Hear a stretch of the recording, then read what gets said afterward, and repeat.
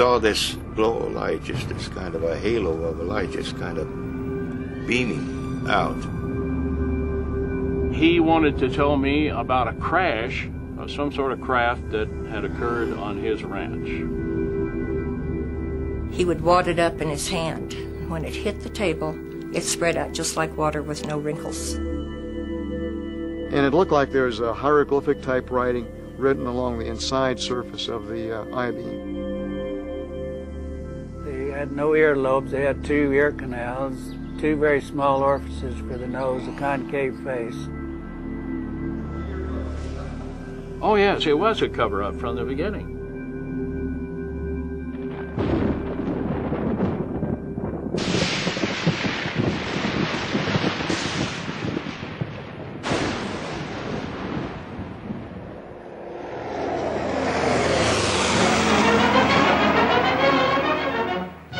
Roswell, New Mexico, 1947, a military town and Air Force base, home to America's 509 Bomb Group, a tight-knit community of soldiers and civilians in the heartland of rural America.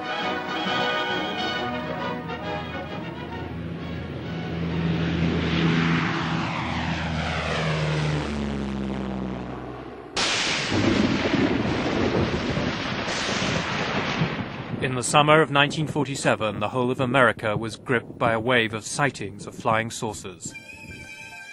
In Roswell, there were many witnesses to a strange light in the sky.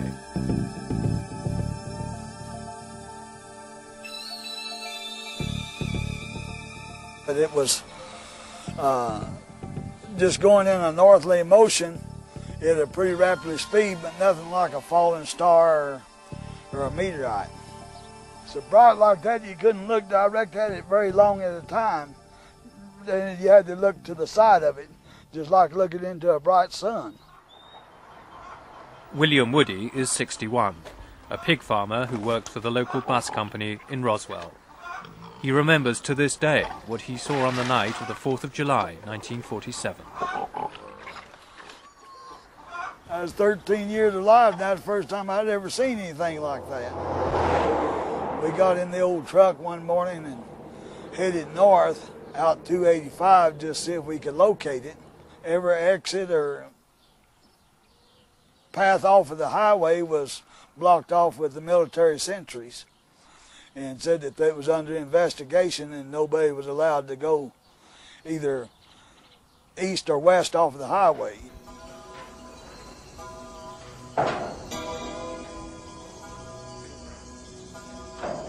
On the Foster Ranch, 75 miles northwest of Roswell, Mac Brazel, a farmhand, was on his daily rounds when he came across some strange material scattered in the fields. His sheep refused to go near it.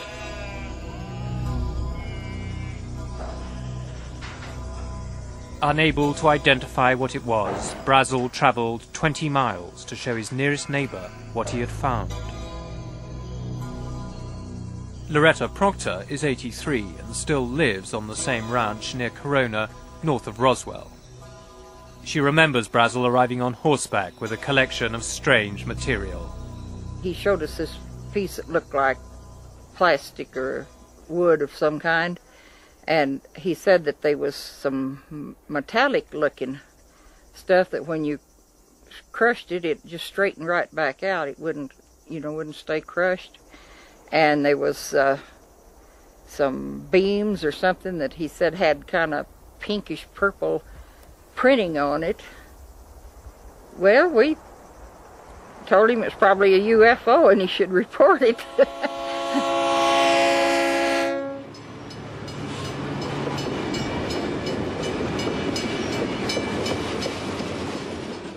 Brazel took her advice and travelled into Roswell town with the strange debris. He reported his find to the sheriff of Chavez County. Sheriff George Wilcox immediately notified the local air base. Roswell Army Airfield was home to the 509, America's elite bomb group which had dropped the atomic bomb on Japan. As the only atomic bomb squadron in the world, it was surrounded by the highest levels of security and secrecy. The 509's air intelligence officer was Major Jesse Marcel. he was assigned to investigate the material that the rancher had brought in. Marcel drove out to Brazel's ranch to collect some of the debris. That night, he brought it back to his house to show his wife and son. He came back real late one night, about 2 o'clock in the morning, as I recall, very excited because he woke myself, my mother up, saying they found parts of a UFO or a flying saucer at that time. And he wanted me to see it because it was such of an unusual type of finding. Dr. Jesse Marcel Jr. is himself a pilot, colonel, and state surgeon in Montana's Air Force Reserve.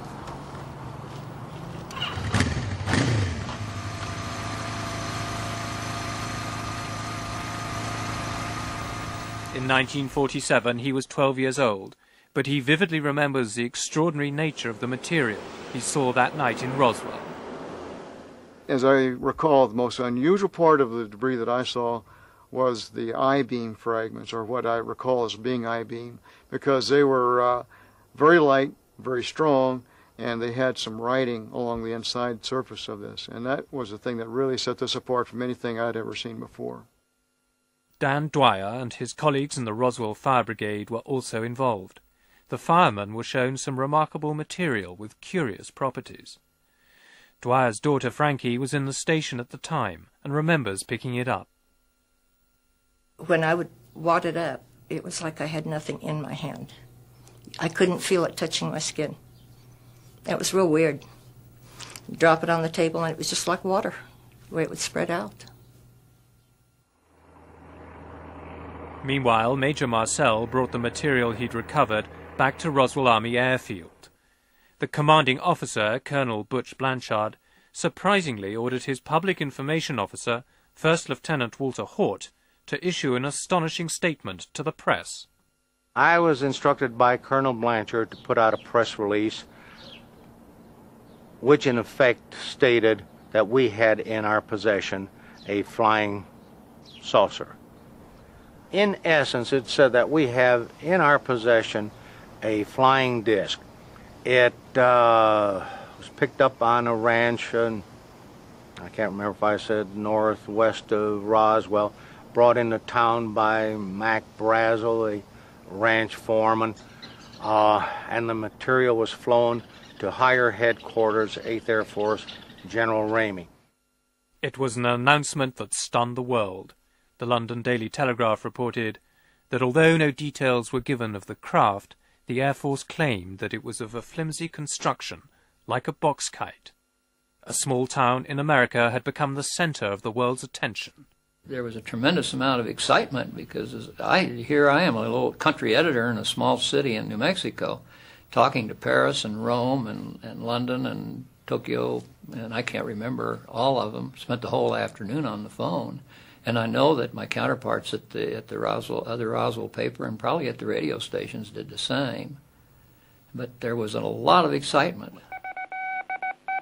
America was transfixed. Radio networks issued hourly bulletins. This is an actual broadcast of the time. Headline edition, July 8, 1947. The Army Air Forces has announced that a flying disc has been found and is now in the possession of the Army. Army officers say the missile, found sometime last week, has been inspected at Roswell, New Mexico, and sent to Wright Field, Ohio, for further inspection. Russia has demanded UN action to get all... Major Marcel had flown samples of the material to Fort Worth, Texas, headquarters of the 8th Air Force. Here, the story would take a remarkable turn. General Roger Ramey, the commanding officer there, called a press conference in his office. In front of photographers, he invited Major Marcel to display the material he had brought from Roswell. The base duty weather officer was also ordered to attend so that he could give his verdict to the press as to precisely what Marcel was holding in his hands. The general called and said, "Get your ass over here to my office. We got something here we want you to look at."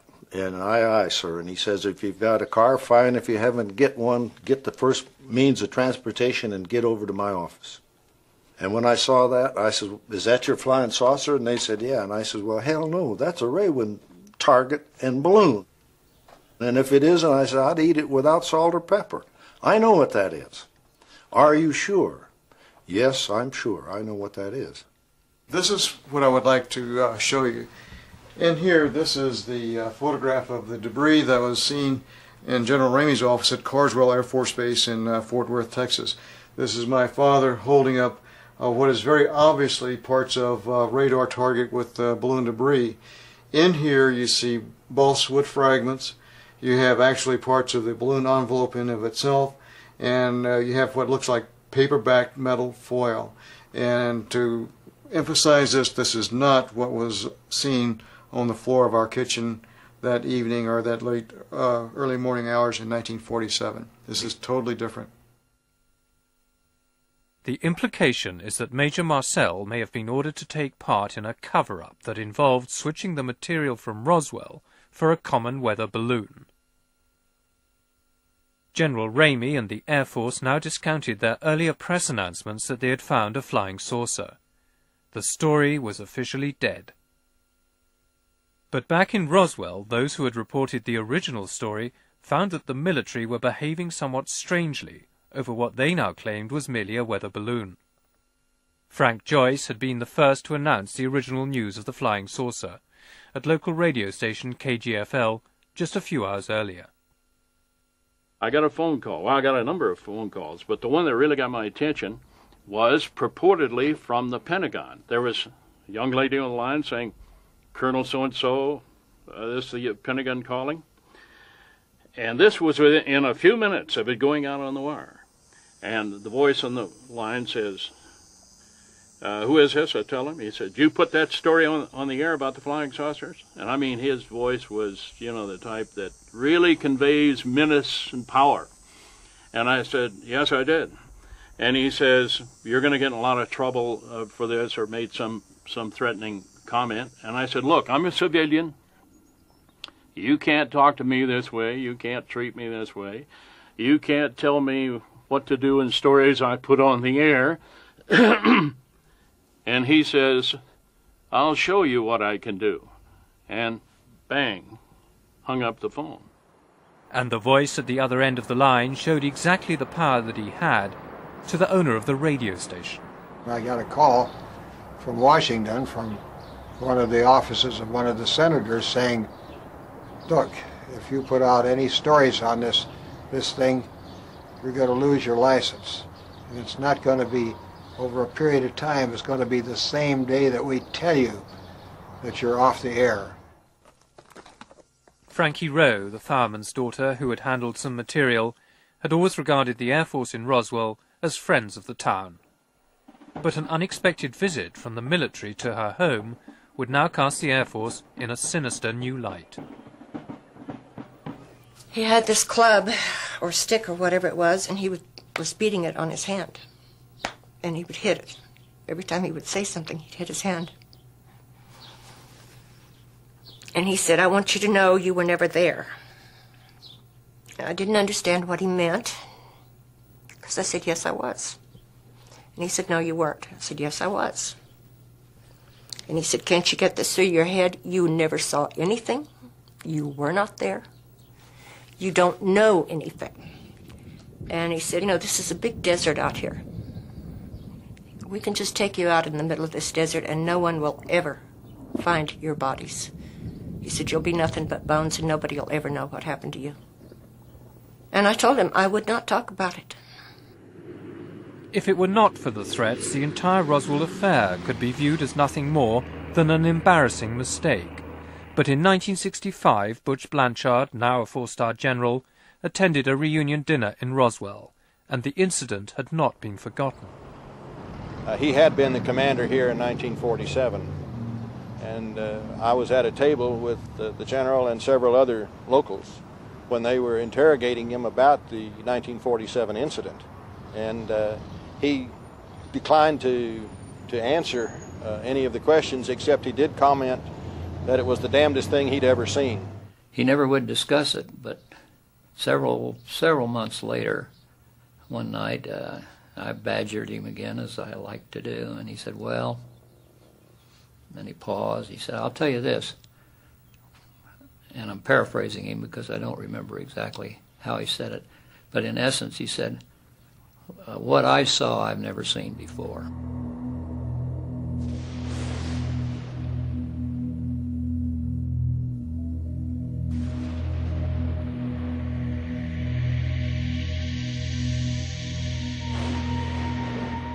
For 30 years, the Roswell incident remained a dark secret. Town and military maintained an uneasy silence.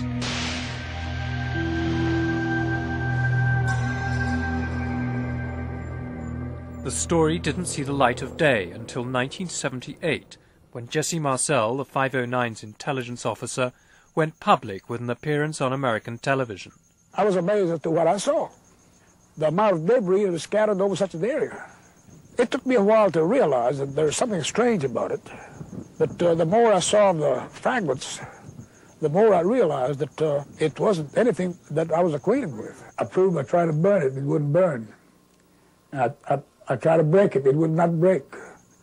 If it was something of ours, I'm sure there would be no reason to keep it under cover that long.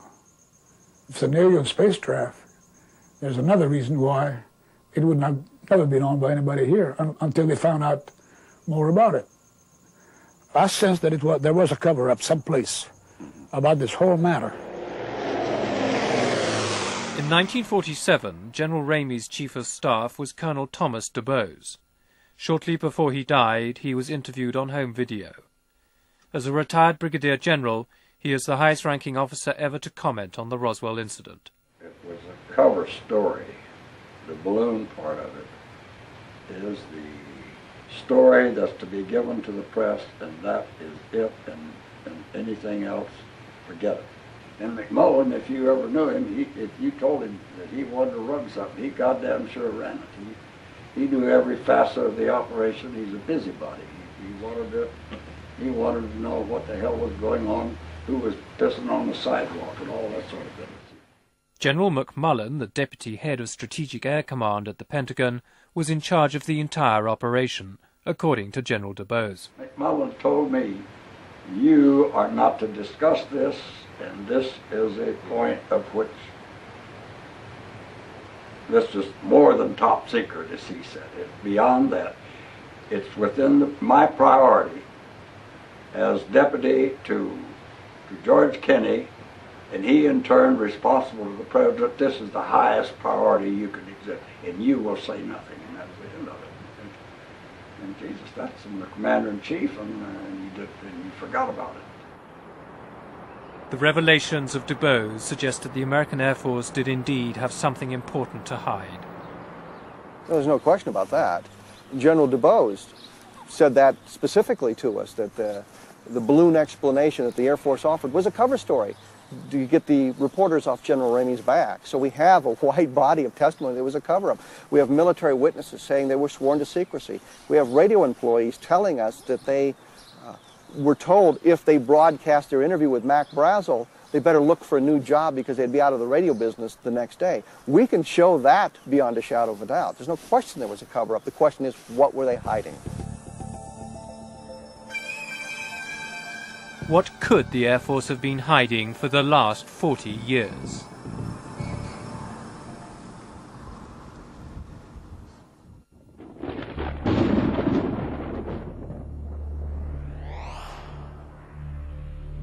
One man who may hold the key to the Roswell mystery is Frank Kaufman. Kaufman claims that in 1947 he was a master sergeant in personnel at Roswell Army Airfield. But what was not known at the time, he says, is that he was also a covert member of a highly secret counterintelligence unit codenamed the Nine. Tonight, Kaufman reveals for the first time what he claims is the true story of the Roswell incident. I was assigned to Roswell in 1942. My duties at that time was somewhat classified. The events that led up to the 1947 incident is rather peculiar because there is a lot of erratic movement on the radar screen, and this called our attention that maybe we better monitor those screens. They sent some of us to Alamogordo, the White Sands, to view the the blips on the screens. The blips were just dancing from one end of the screen to the other, and then all of a sudden there was kind of a flash, and it just disappeared. Well, that indicated that possibly maybe a plane or a missile or something just went down. Kaufman says he and his team immediately drove east from Alamogordo, back to Roswell, then towards a location about 45 miles south of the Foster Ranch. And now this was late at night. We started to clip some of the wire fence and drove into the area. The terrain was very rough at the time. There was no roads leading into it.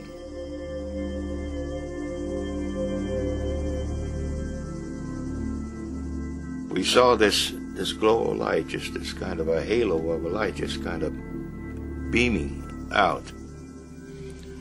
We got to, I guess, maybe 200 yards, maybe 300 yards from where it was.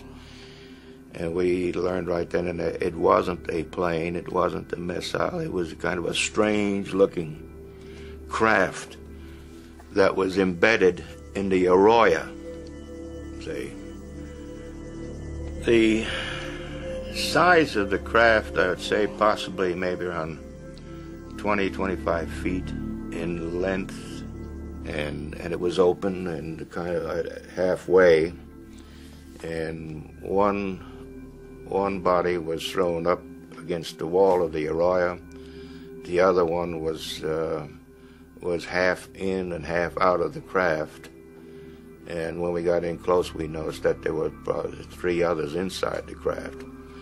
Then we radioed in back to the base to have a truck, a flatbed, and a crane and everything else just come out to the site, and we prepared everything to clear everything off.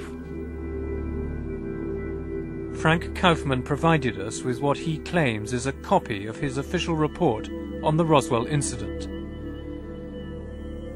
A top-secret document containing observations and sketches of what he saw at the time.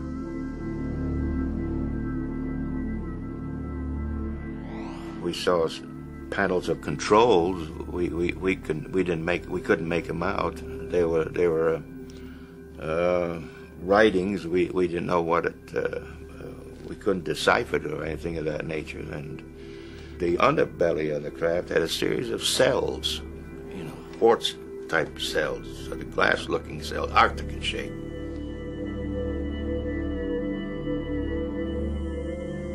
This is the actual site where Kaufman says he saw the strange craft for the first time. This is an artist's impression of the aliens based on Kaufman's own descriptions. We noticed one thing, that deterioration was beginning to set in on one of the bodies of the hands. We noticed the hands of skin trying to shrivel up, and that's the reason why we put them in the bags real in a hurry and got them out to the base hospital. They called the mortuary here to find out if there was anything that they could preserve the bodies with.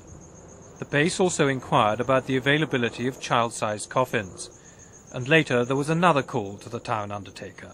And I received a call later from the same mortuary officer stating that what embalming fluids consisted of, what would it do to the blood contents, what would it do to tissue, stomach contents, and how would it alter it. And I informed him what the answers that he wanted.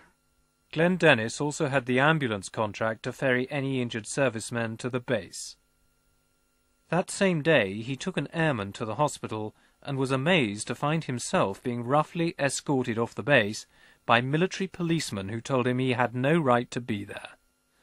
As they were taking me out, there was a door that was open over to the left, and there was a nurse coming out that had a towel over a portion of her face, and she looked up and she recognized me, and she said, "Glenn, get out of here. Get out of here as fast as you can. You're going to get in a lot of trouble." Then the next morning, she called me about 10 o'clock or so and said that she would like to see me, that we had to talk. And so I met her out at the Officers Club that morning. And she was already there when I arrived at the Officers Club. she was very upset, still crying, very hysterical. Then she told me what happened about going into this room. These doctors were there, and there was some 2 hospital gurneys there with the crash bags. One crash bag was 2 very small mutilated bodies. The other one, there was a very small body in a crash bag, but hadn't been mutilated as much as the others. And she told me the reason what they wouldn't let her out because they wanted her to write down what they were examining. And that's what she was doing. And they all became very ill. They said that the smell, and it was a very toxic smell, and they just couldn't breathe and get their breath, and they had to get out. This is Hangar 84, and this is where the craft and the bodies were actually brought into this hangar, but there was a lot of activity in this area here. And inside the hangar, right above on top, there was this large spotlight which was shining down on the craft, and also the bodies were laid out. There were 5 of them. And there was a cordon of military police around the area to keep people getting too close. There were other witnesses to the strange events at Hangar 84. I had security clearance, so I told him I came over there to pick up Lieutenant Governor Joe Montoya. He was at the hangar. Joe Montoya, Lieutenant Governor of New Mexico, was at the base campaigning for re-election. Outside Hangar 84, Ruben Anaya was waiting to pick him up. So the APs just lead us over there, and then, but they didn't park close to the hangar. They parked about a half a block away. And I says, what the hell's going on, And then when they went toward I moved a little closer, and that's when the big hangar was open, and Senator Montoya came out. He says, let's get the hell out of here. He says. When he come out of there, he come all scared, and he said they saw 2 little men with the big heads, but one was alive, still alive. They had him laying down on the floor, and he come out and told us the boss was there, and one was still alive.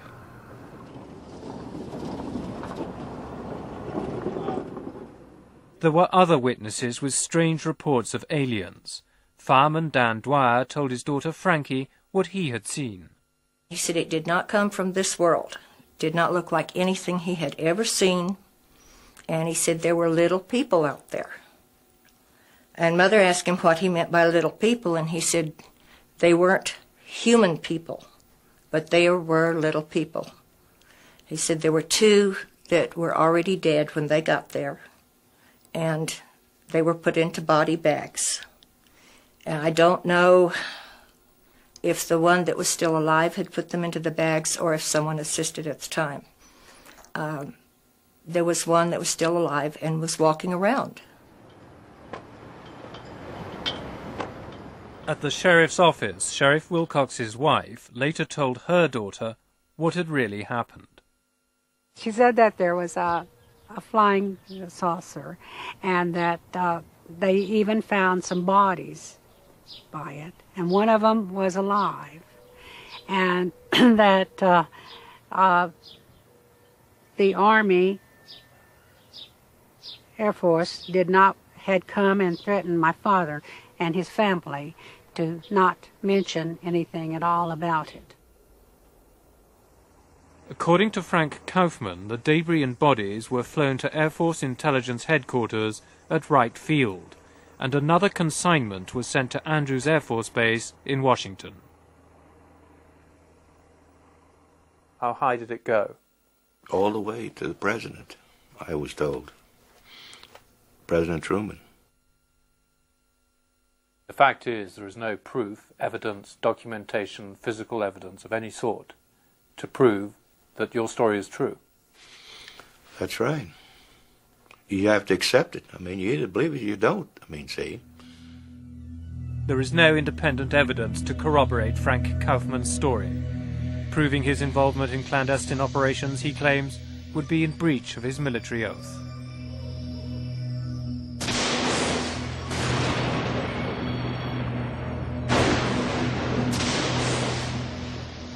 The lack of tangible evidence has been a consistent feature of the Roswell incident. Then earlier this year, sensational film allegedly shot by an American military cameraman appeared in London. Our cameraman says that the crash happened in June. He was sent down to White Sands on the 2nd of June 1947, and that they'd spent a week and a half clearing up the area.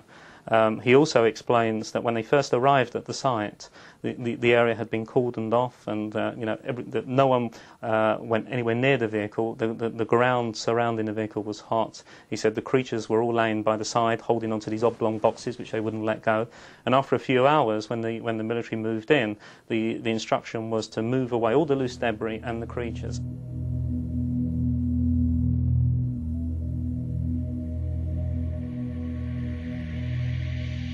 Ray Santilli claims he negotiated for 2 years to buy this film. He's the only person who knows the identity of the cameraman who shot it. According to Santilli, the poor quality is explained by the circumstances under which it was photographed. When he tells you that the camera had no zoom facility, when he tells you that he was wearing the same outfit as the surgeons, and when he says that these cameras had a fixed focus, and when they moved in, then there was no way of controlling the focus, and it was possible. He was steaming up inside the costumes, and he was trying to operate the camera to the best of his ability. You just have to accept it.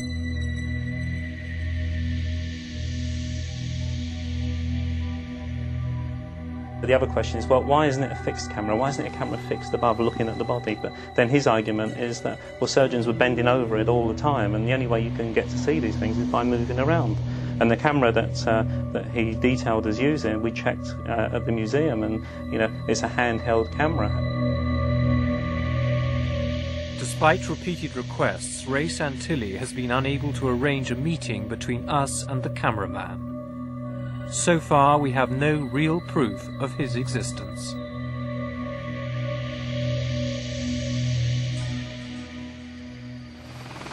The American Air Force categorically denied the existence of spacecraft and aliens, but mounting pressure from the public and a determined congressman forced the Pentagon to launch their own investigation. In July 1994, their official report admitted for the first time that the original weather balloon story was in fact a lie, designed to cover up what had really crashed at Roswell, a balloon of a different kind. This is film of Project Mogul, a top-secret project designed to detect sound waves from Soviet atomic tests. The Air Force report states that Project Mogul offers the most likely explanation for the Roswell incident. I suspect that our Flight 4 on the 4th of June was probably the source of the debris that the Ranger found. It was not recovered, and the record indicates that the B-17 abandoned tracking it while it was still airborne, and it's my memory that it was over a little town called Arabella, just north of Capitan and about 17 miles from where some debris was later found. Curiously, an examination of the actual flight logs of the time reveals that there is no record of the existence of Flight Number 4 on the 4th of June. The one the Air Force claims explains the Roswell incident. Moore says no records exist as no data was entered for unsuccessful flights, yet other flights that were unsuccessful are clearly documented. Discrepancies such as these have led many to doubt the Air Force's insistence that Project Mogul is in fact the answer to the Roswell mystery. On Capitol Hill, the representative for New Mexico, Congressman Stephen Schiff, is suspicious of the number of different explanations offered over the years. We've had 3 different explanations from the military about what crashed. The first explanation is it was a flying disc, meaning flying saucer in today's terminology. They changed that and said, we made a mistake. It wasn't a flying disc, it was a weather balloon. I still find it amazing that the United States top bomber wing, with the only wing that was eligible to carry nuclear weapons at that particular time, would not know a weather balloon from a flying saucer, but apparently somebody didn't, according to them. So we then had the second explanation that this was a weather balloon, and we now have the third explanation that this was part of a highly classified radiation detection experiment. So we have 3 separate explanations as to what crashed, but no dispute that something crashed. If it wasn't a balloon, what did crash at Roswell? A flying saucer or something else? And how does the controversial Alien film relate to the Roswell mystery? New Mexico is the most secret state in the Union. Historically, its deserts and skies have been the center for more highly classified and secret scientific projects than any other place on Earth. The suspicion is that some strange top-secret military experiment could lie behind the Roswell mystery.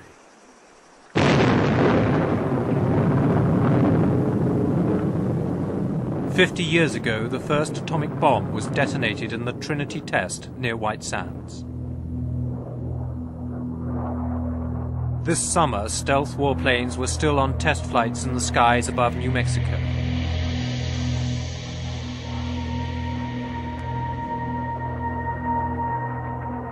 And almost half a century earlier, their predecessor, the Flying Wing, was also seen in these skies.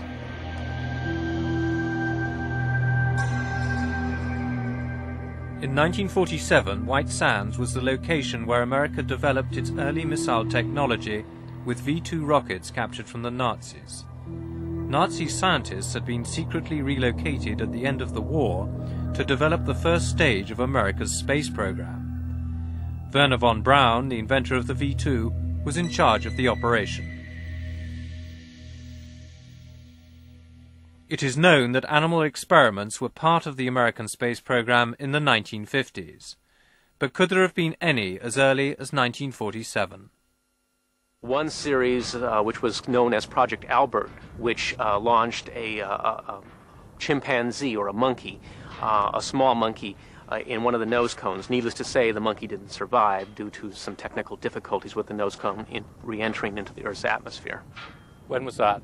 That was probably around the late 40s and the early 50s.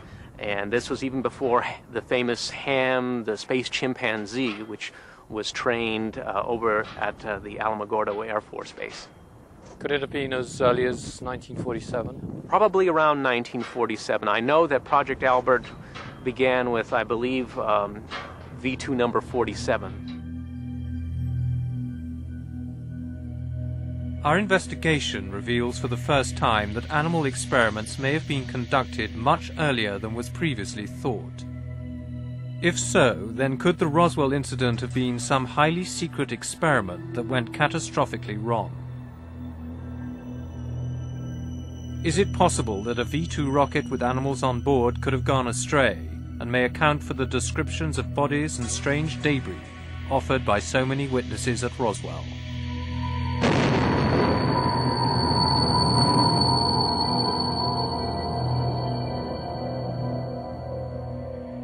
Could the metal with the curious properties at the Foster Ranch have come from a crashed V-2? We have researched our records extensively, and on that specific date and time, and even that month, we had nothing that could conceivably be within that area. We had been launching some balloons, but nothing in that particular month when the crash at Roswell occurred. And all of our rockets that we did launch could be accounted for during that time period, and there was nothing that White Sands had available at that time that could reach that far over to Roswell. As far as White Sands is concerned, we're pretty clean on this incident. If the military authorities are to be believed, the records rule out the possibility of a crashed V-2. But the military admitted lying before to cover up something more secret. It is this possibility which leads many to believe that the cover-up continues. And according to Ray Santilli, the cameraman of the alleged alien autopsy seems to offer a tantalizing clue. They're not alien creatures as far as he's concerned. He just calls the creatures freaks all the time. He says they've got no reason to be here, and he says he doesn't know what they are. Our cameraman's a very religious guy. He just refuses to believe. And he was there at the time, he saw everything that happened, but he refuses to believe that these are extraterrestrials. He just says that, you know, it's just some goddamn experiment, and that's it. You know, he just calls them freaks. You have to remember, this is a cameraman that was there at White Sands with the Trinity experiments as well. It appears that lots of weird and wonderful things happened at that time. As well as the autopsy, there is footage of strange debris, allegedly recovered at the site of a crashed space vehicle. Whatever the Santilli film represents, there is no question it demands serious investigation. These symbols bear some resemblance to actual letters. V-I-D-E-O, video.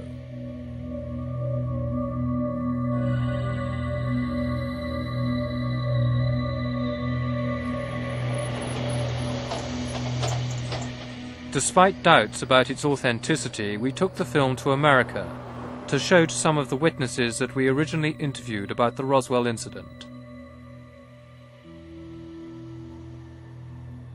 The symbols are vaguely consistent with my memory, since I can't be absolutely sure though, but they certainly could be consistent with what I saw. The differences would be the size and the fact that the ones I saw were not raised above the level of the beam.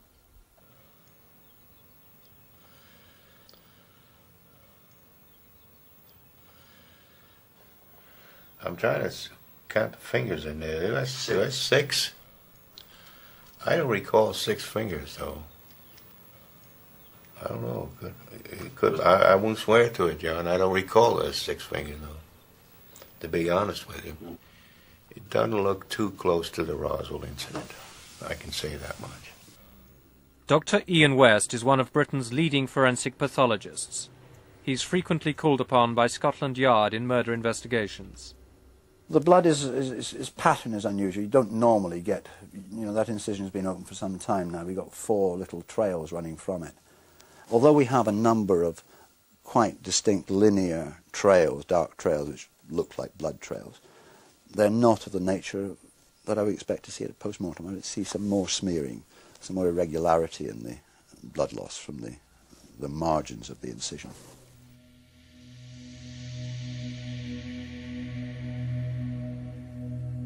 One has seen one distinctive organ removed from the upper central abdominal region. It's of the size of a liver, but it's not of the liver shape, and it's not in the liver position. I've seen no intestines that I can distinguish. I can't distinguish the thoracic organs. It certainly doesn't resemble, from what one can see here, any human remains that I've ever seen. There's just no evidence to say this is definitely nothing on the film which makes me say this is definitely a hoax. My feeling is that probably about 98% feeling is that this is probably a man-made hoax. I have, as I say, a 2% area where I don't know. In my opinion, I think it's a special effect. It's man-made. It's a good special effect. It's not going to be a cheap item. It's going to be, a few $100,000 probably. It's difficult to say when something like that could have been made. Certainly in the 60s they were doing things at Hammer which were very similar. I would guess that it was not before the 60s, but sort of mid-60s I would think would be the earliest it could be. I don't think anyone could be certain that it's a special effect. I mean, how do I know what the inside of aliens look like? No one knows. I know what the inside of foam rubber and polyurethane foam looks like, and it looks very similar. Many people who are deeply suspicious about the film think that you could be behind the hoax yourself. What have you got to say to that?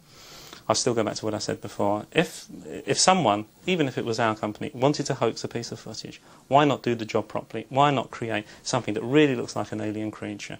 Why come up with something where you've got these unnecessary hurdles of saying, well, is it human or is it not human? And in answer to your question, we didn't hoax it. Are you sure? Absolutely sure. 100% sure. I mean,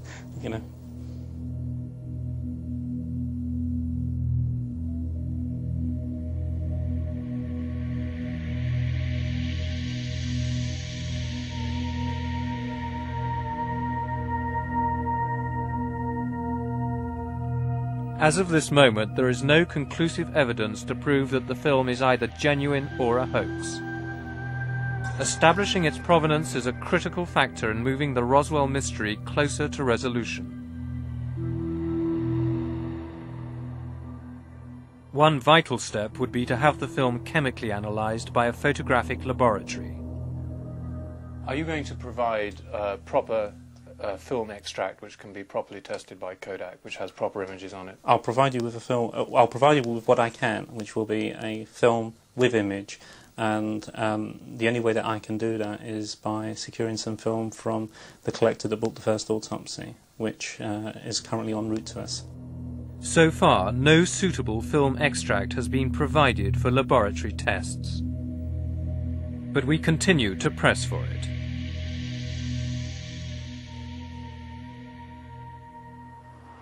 Back in Washington, the search for tangible evidence of what happened at Roswell has continued on a different front. The issue is providing to the public whatever records may still exist, if any, and there may not be any, but if any on the Roswell incident, so people can make their own determination. That is the mission that I discussed with the General Accounting Office. The General Accounting Office is a powerful body which oversees government operations. They have been investigating government agencies to establish if there are any official records of the Roswell incident.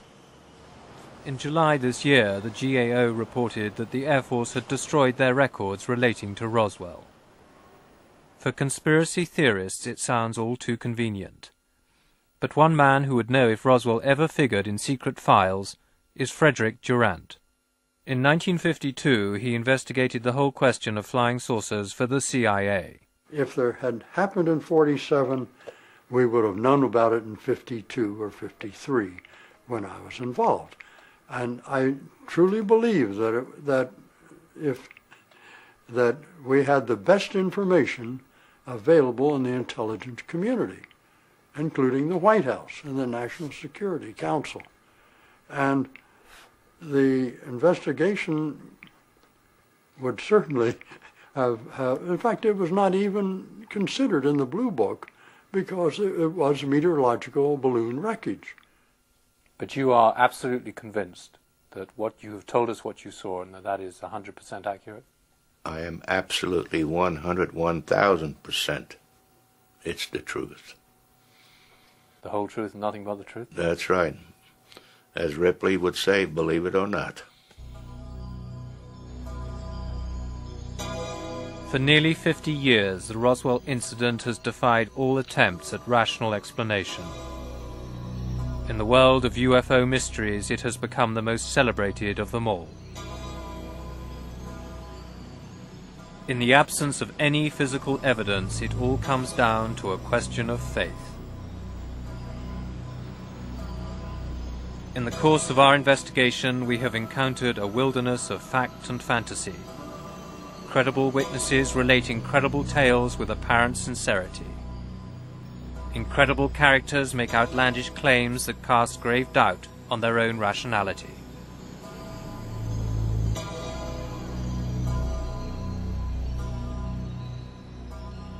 But could so many ordinary people from the rural heartland of America be either lying or afflicted by a false memory syndrome that leads to similar accounts of the same story? Basically, I think you'll find that the people who are telling you these stories are very ordinary Americans.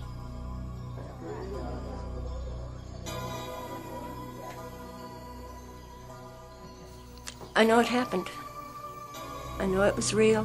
The threats were real. I think that they're covered up some, and I think they should tell the truth to the public now. Today, the Roswell incident remains shrouded in mystery. The Air Force insists that there are simply no secrets to conceal. Yet in a final twist, a source close to the Pentagon has informed us that secret documents have now come to light, and that in the next few months a new report will finally explain the mysterious accounts of strange bodies. It is just possible that the riddle of the Roswell incident may yet turn out to be a cosmic Watergate. General Ramey describes the object as being of flimsy construction, almost like a box type. He says that it was so battered that he was unable to determine whether it had a disc form, and he does not indicate its size. Ramey says that so far as can be determined, no one saw the object in the air, and he describes it as being made of some sort of tinfoil. Other Army officials say that further